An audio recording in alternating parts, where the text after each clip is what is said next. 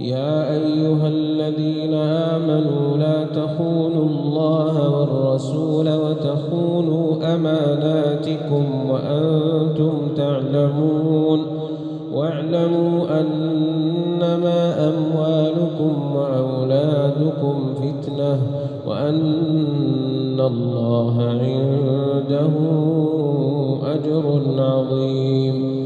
يا أيها الذين آمنوا إن تتقوا الله يجعل لكم فرقانا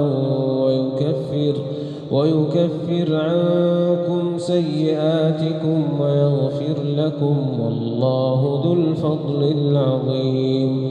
وإذ يمكر بك الذين كفروا ليثبتوك أو يقتلوك أو يخرجوك ويمكرون ويمكر الله والله خير الماكرين.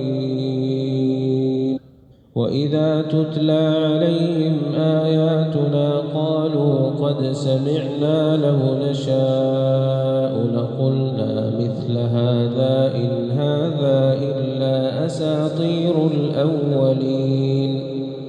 وإذ قالوا اللهم إن كان هذا هو الحق من عندك فأمطر علينا حجارة من السماء أو ائتنا بعذاب أليم.